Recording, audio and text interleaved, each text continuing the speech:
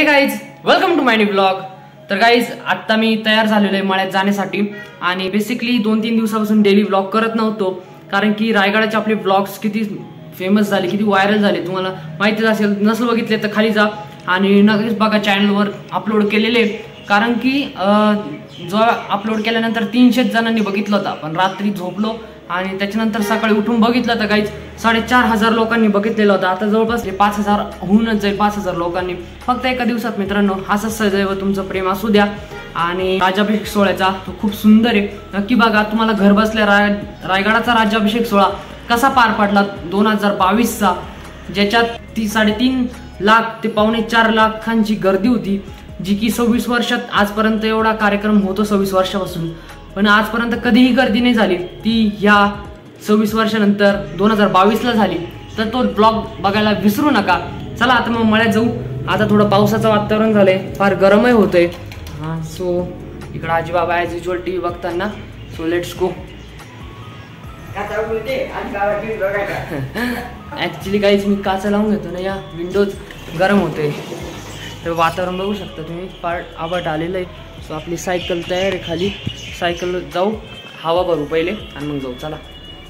So guys, सायकलमध्ये हवा तर फील केली आपण, लेट्स गो।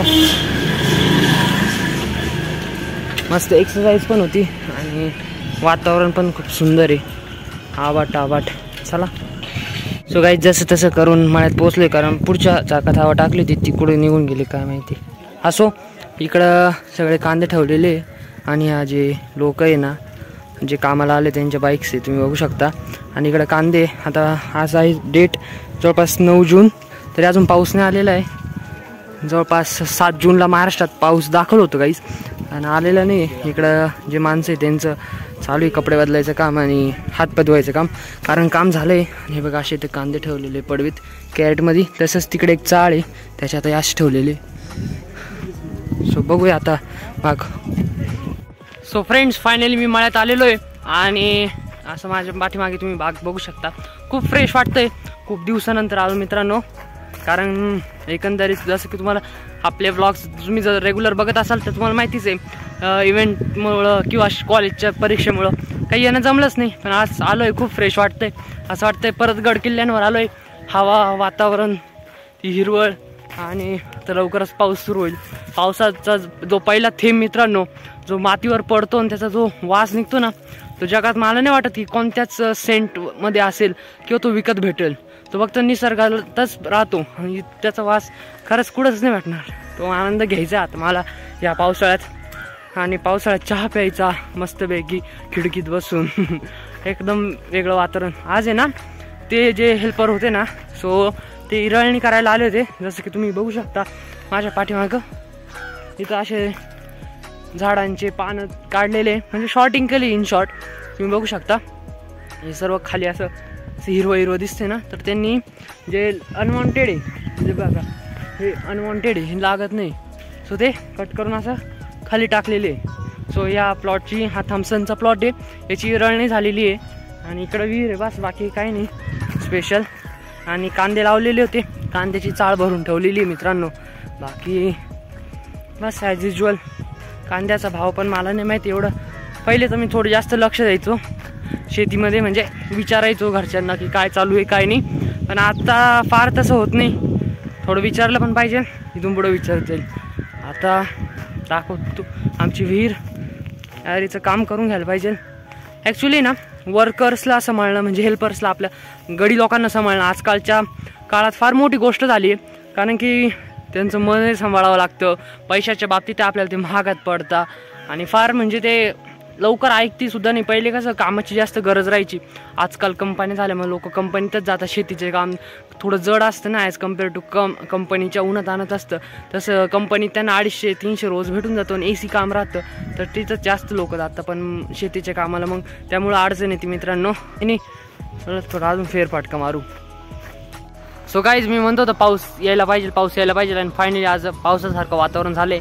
सो इकडं जे कांदे ठेवलेले शेडमध्ये, सो ते झाकायचं काम चालू, तुम्हाला दाखवतोय बघा वातावरण आहे का नाही। विजा पण कडकताय, एकदम मस्त वातावरण झालंय।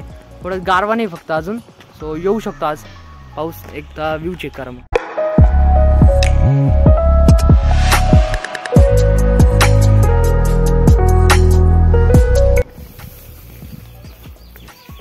बांधायचं काम चालू आहे मित्रांनो.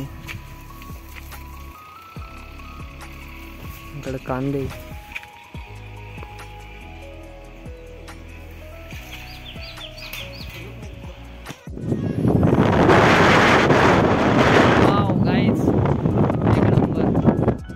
मित्रांनो इकडं आमचं चिंचाचं झाड आहे, पूर्ण हलतंय. इकडं आता स्पार्क पण झाला तर लाईटचा.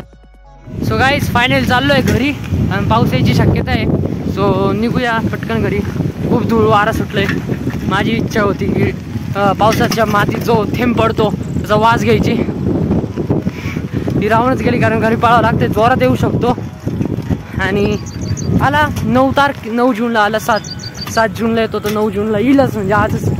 बॅटरी पण नाही मोबाईलमध्ये, चार्ज नाही काही फोन. बघूया चला घरी चाललोय.